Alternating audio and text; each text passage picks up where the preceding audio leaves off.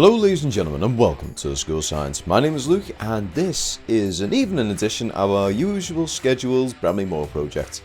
Now I did this at about 7-8 o'clock on a Saturday evening, and you know what, I don't think it's going to be one that's going to work in the future, quite frankly, because it's an interesting one. Don't get me wrong, making a video, I enjoyed doing it of an evening because it's actually something a little bit different. I've even seen Barry 1878 doing something similar to this. However, I just don't see the quality in the image, so you can't see as much detail, but still, it is a really nice thing to see in perspective. Hopefully when the stadium's near completion and when everything's all, ready to go, done and dusted and whatnot, and they've actually got they're doing tests like light testing and everything inside the stadium, that might be a whole different situation because you're going to have the outside of the stadium lit up, you're going to have the inside of the stadium lit up, and we can see that in a lot more better detail. So that's one I'm going to put a pin in until the future. So this is going to be the one and only of these for the time being. But looking around the site, we can still see a good amount. I've actually edited quite a few of these videos just to try and, increase the brightness a little bit so we can actually see some stuff. Because surprisingly enough, it was rather dark. Even around the sunset now, where it was actually reasonably light still, it was actually quite dark. But yeah, in terms of progress, things have sort of slowed down a little bit now in terms of seeing things different here, there and everywhere. One I have noticed, and Nick from Mr. Joe in UK has actually mentioned as well, you're going to see these sort of blue support pillars dotted around the stadium, inside the stadium. Now rest assured, they're only temporary structures.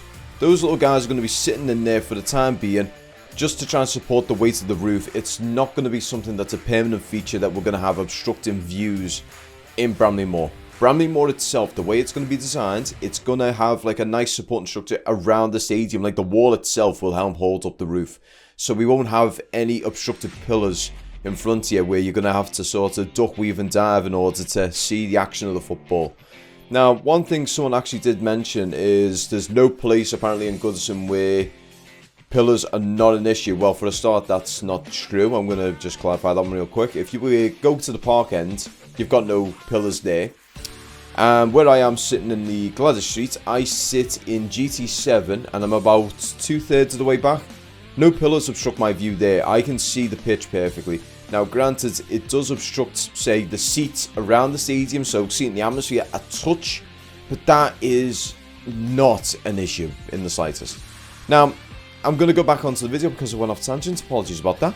Now, looking over on the west stand, we can see everything is pushing along there, so they look like they're well into the second or even third tier. So they're coming close to the height of what the corner points are. So I'm assuming from there we're going to probably start seeing the seating stuff coming up there. So the west and east stands are going to become the new central focus over the north and south stands. Once they've got their roofs and everything on, we're probably going to see the east and west stands getting their the concrete staircases for the seats and everything coming into place, and then the roof's going to come on there as well. So that's one definitely to keep an eye out on. And the north stand, this was probably one of the worst ones I had to deal with. So the north stand itself has got next to no lighting. So you've got Wellington Dock just behind the north stand, and the only light that you're seeing right now is the bleed over from Wellington pardon me, Wellington Dock and the wastewater treatment plant. Now that's another one for contention. People have been mentioning this to me over and over again. Apparently they're worried about the smell of Wellington Dock.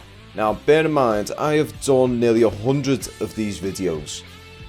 Doing this is it's not like I'm going to be there for 5 minutes and I'm gone. I'm normally there for close to half an hour, 45 minutes, because these aren't the only videos I do. I do 3 passovers when I do this, so it's doing one passover really far away, one really close, one around the middle, and finding which one's the best for the situation that we've got at hand.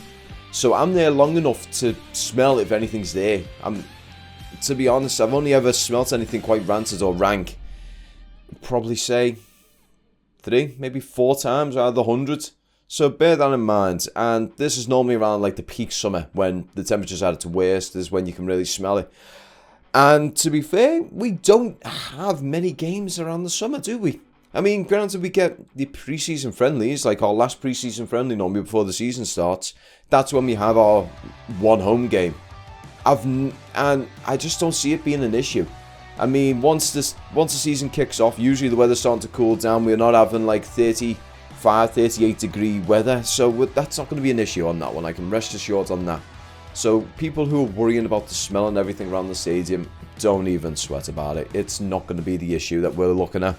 Our main issue is going to be our performance over the course of the future, and quite frankly, even then, we're looking rather good. I mean, Tarkowski, Cody, the rest of the squad, everyone is looking pretty much perfect and in sync. All we need now is a top-of-the-line striker, and that is a set squad.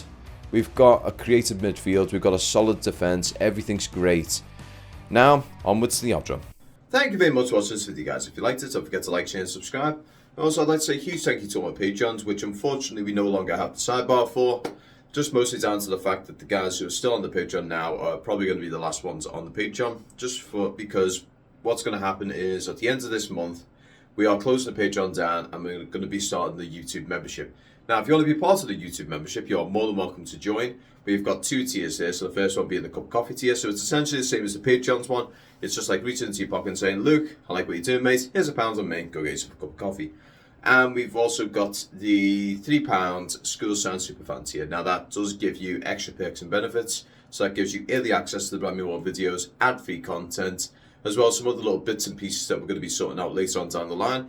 Just for the fact that how YouTube do it is some of their stuff is a little bit more set in stone. So unlike Patreon, YouTube basically gives you like a set category of things that you can actually give these people as perks, whereas on Patreon it was basically do what you want.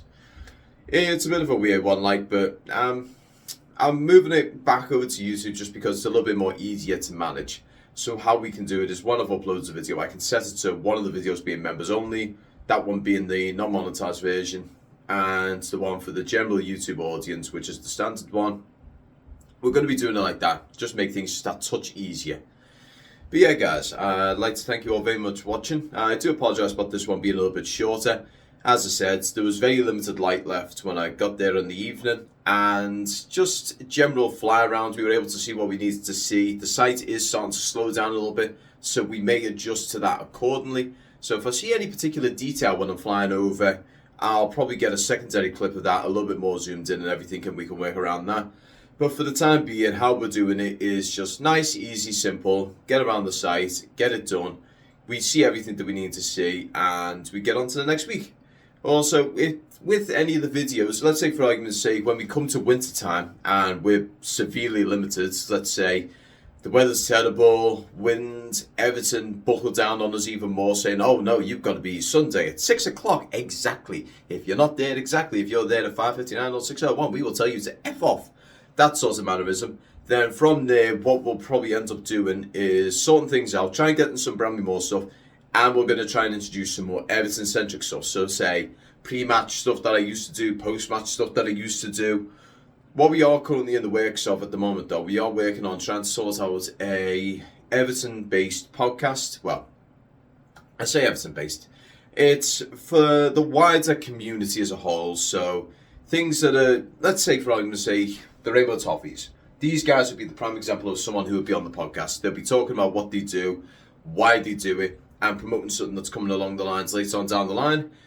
That sort of thing would be an ideal example of what's going to happen on the podcast. I'm going to be getting people who are influential in the Everton wider community, things that are following the Everton community, just stuff like that. We're going to be getting that sort of thing in. And I'm looking forward to it. I'm looking forward to getting everything like that sorted out. But in any case, guys, I do apologise with this one being a little bit shorter, but it was still a great video. It was still a unique perspective to see it from, and I can't wait for next week. So take care and peace.